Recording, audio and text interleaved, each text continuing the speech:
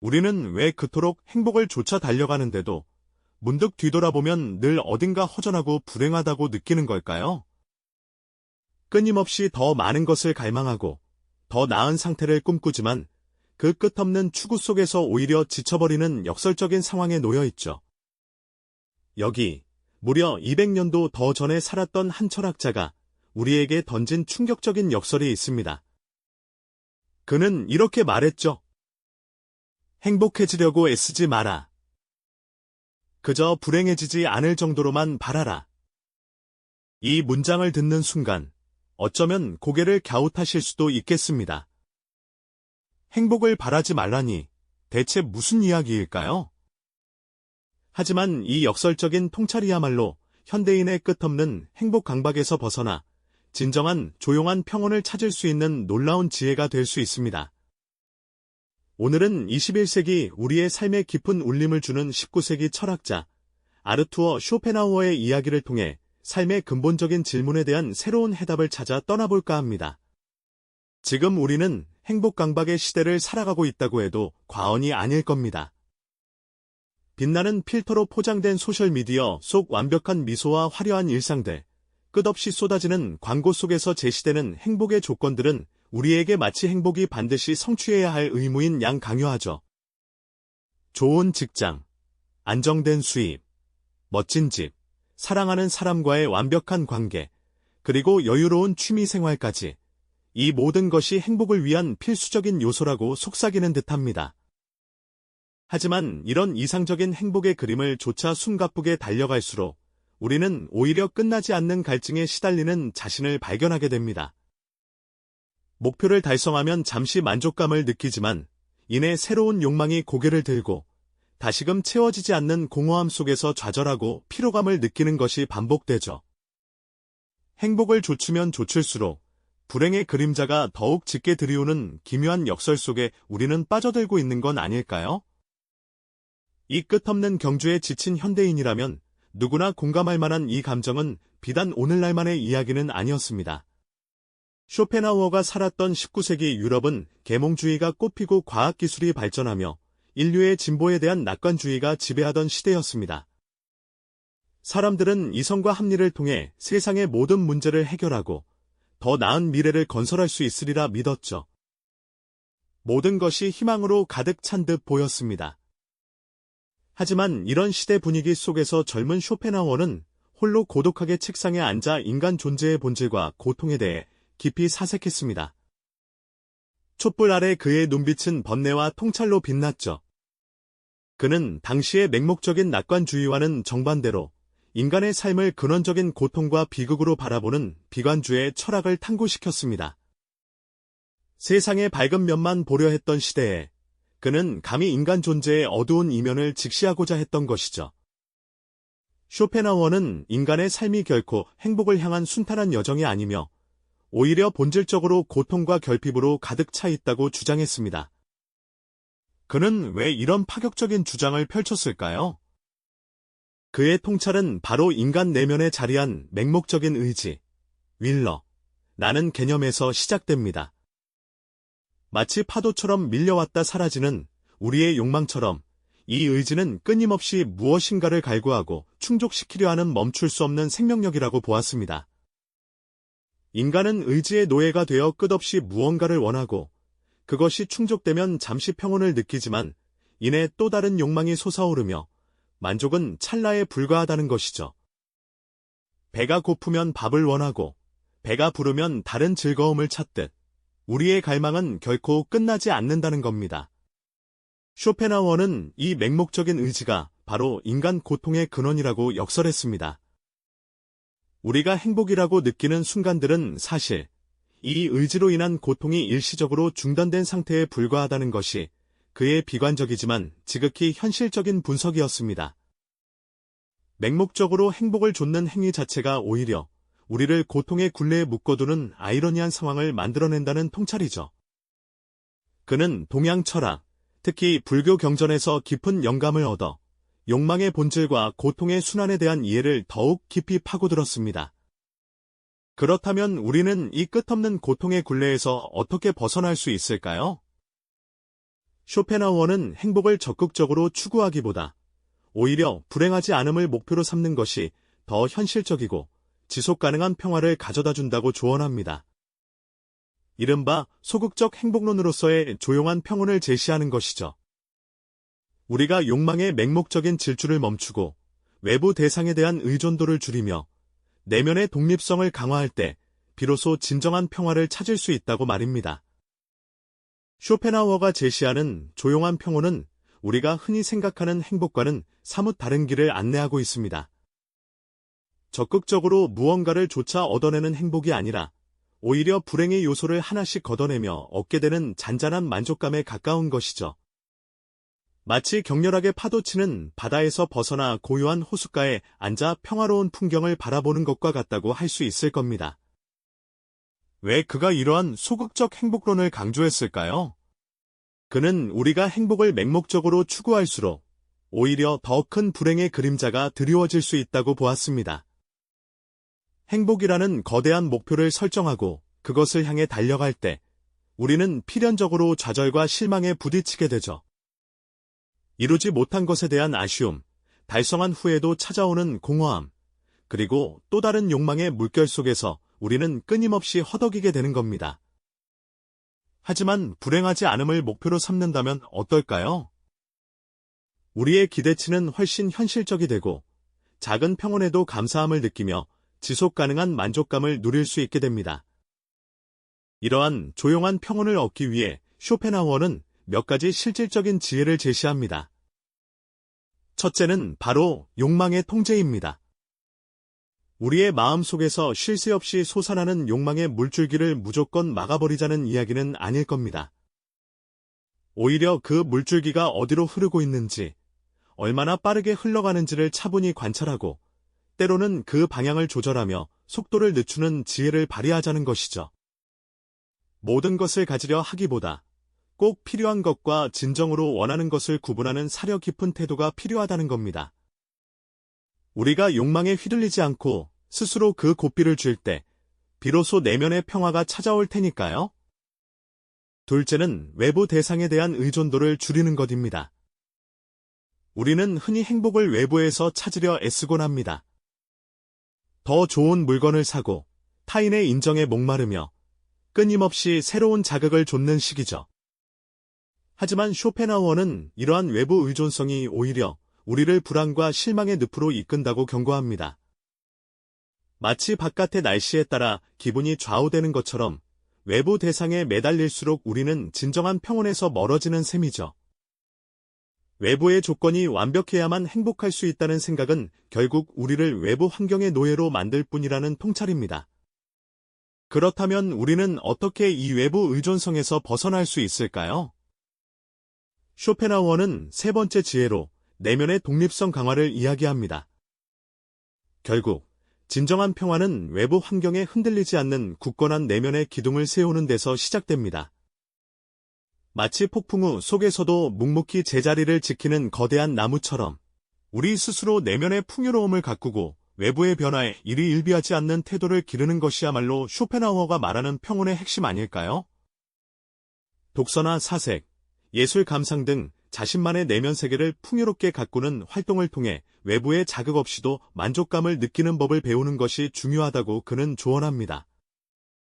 결국 쇼펜하우어의 철학은 우리가 삶의 주도권을 외부가 아닌 내면으로 가져와야 한다는 메시지를 던지고 있습니다. 행복을 찾아 헤매는 고통스러운 여정을 멈추고 불필요한 욕망과 외부의 시선에서 자유로워질 때 우리는 비로소 진정한 의미의 조용한 평온을 경험할 수 있다는 것이죠. 이는 어쩌면 현대 사회의 끝없는 행복 강박 속에서 지쳐가는 우리에게 가장 필요한 위로이자 새로운 삶의 방향성이 될지도 모릅니다. 우리가 진정으로 갈망하는 것은 화려하고 거창한 행복이 아니라 외부의 소란 속에서도 흔들리지 않는 내면의 고요함일 테니까요. 그렇다면 쇼펜하우어는 이토록 간절히 원하는 내면의 고요함, 즉 조용한 평온에 도달하기 위한 구체적인 방법을 어떻게 제시했을까요? 그는 우리가 흔히 행복을 좇는 방식과는 사뭇 다른 불행하지 않음을 목표로 삼는 소극적인 행복론을 핵심 지혜로 건넵니다. 이러한 접근법은 언뜻 들으면 다소 비관적으로 느껴질 수도 있습니다.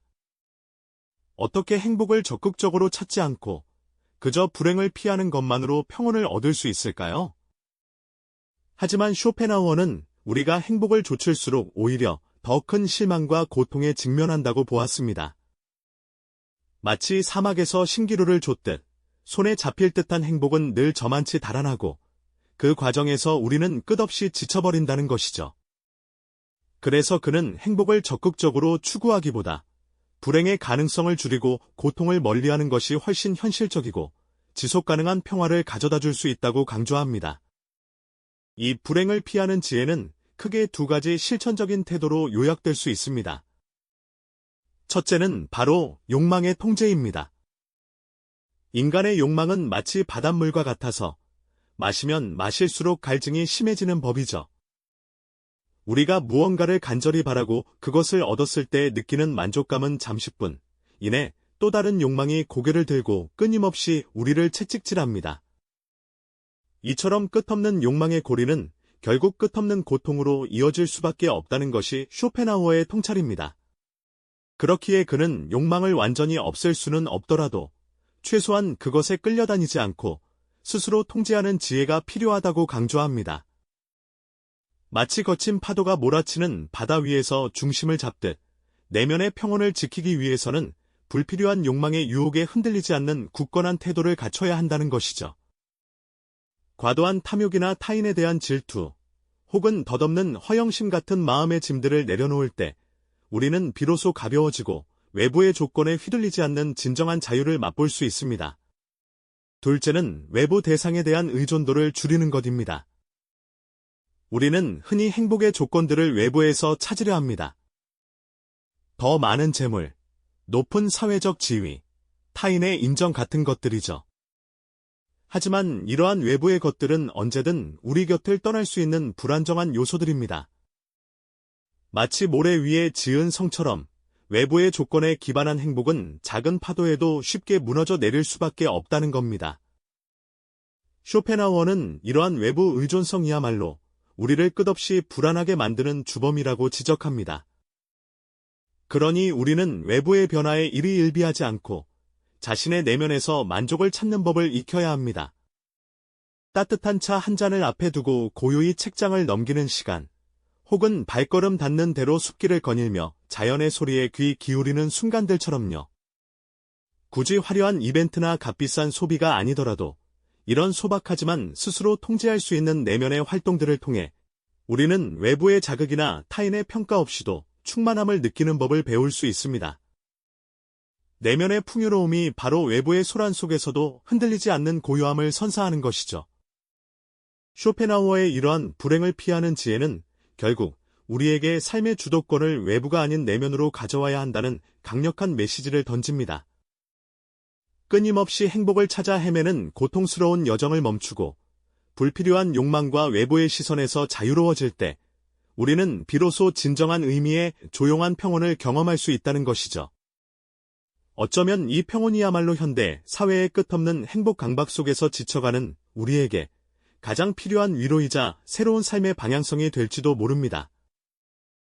외부의 화려함에 현혹되지 않고 내면의 고요함을 지켜낼 때 우리는 비로소 삶의 진정한 주인이 될 수 있을 테니까요.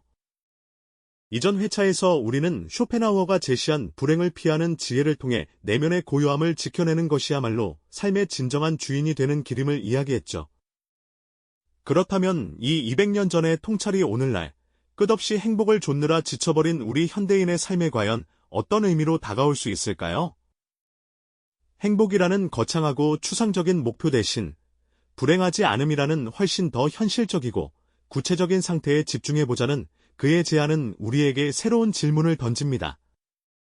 우리는 어릴 적부터 행복해져야 한다는 강박에 시달려왔습니다.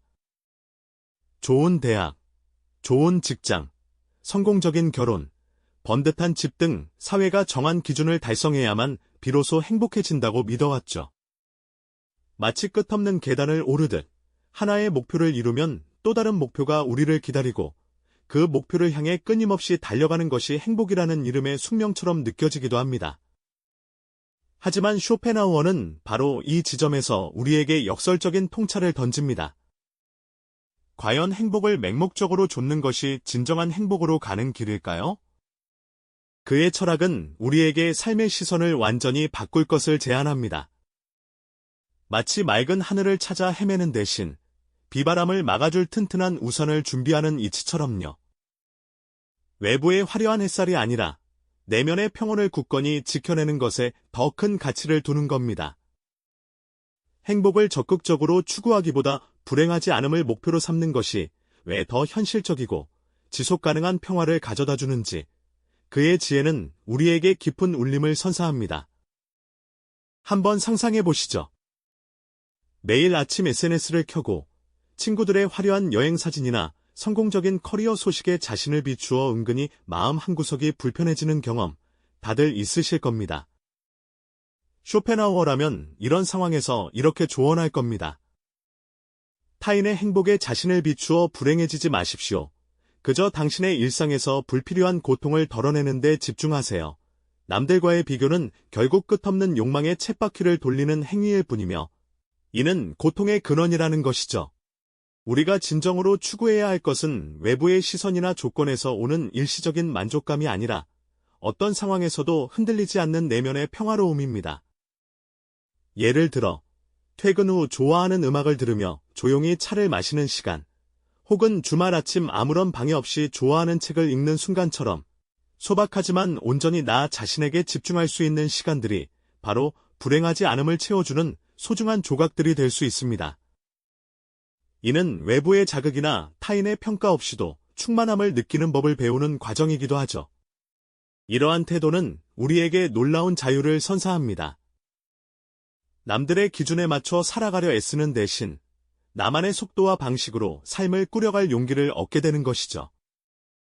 마치 거친 파도가 몰아치는 바다 한가운데서도 자신만의 굳건한 닻을 내리고 흔들림 없이 고요함을 지켜내는 배처럼 말입니다. 외부의 소란에 귀 기울이기보다 내면의 목소리에 집중하며 스스로 삶의 방향을 결정하는 힘, 이것이 바로 쇼펜하우어가 우리에게 전하고자 했던 진정한 자기 주도성의 모습일 겁니다.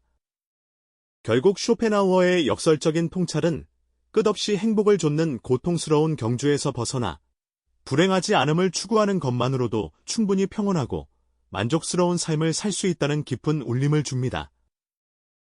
행복이라는 거대한 목표가 아닌 불행하지 않은 삶을 통해 얻을 수 있는 진정한 자유와 평온이 무엇인지 이젠 조금은 알 것 같지 않으신가요? 그의 철학은 우리 삶에 긍정적이고 지속 가능한 변화를 가져올 수 있는 강력한 지혜가 됩니다. 어쩌면 우리는 너무 오랫동안 행복이라는 강박적인 목표에 갇혀 정작 삶의 소박한 아름다움과 내면의 고요함을 잃어버린 채 살았는지도 모릅니다. 쇼펜하우어의 지혜는 현대 사회의 끝없는 행복 강박 속에서 현실적인 탈출구이자 내면의 평화를 찾는 나침반 역할을 할 것입니다. 이 지점에서 잠시 멈춰 서서 삶의 방식을 돌아보고 자신만의 조용한 평온을 찾아 나설 용기를 심어주는 귀한 메시지가 되어줄 테니까요. 외부의 화려함에 현혹되지 않고 내면의 고요함을 지켜낼 때 우리는 비로소 삶의 진정한 주인이 될 수 있을 겁니다. 이 영상이 도움이 되셨다면 좋아요와 구독 부탁드립니다. 여러분의 응원이 제게 큰 힘이 됩니다. 다음 영상에서도 더 유용한 정보를 공유하겠습니다. 감사합니다.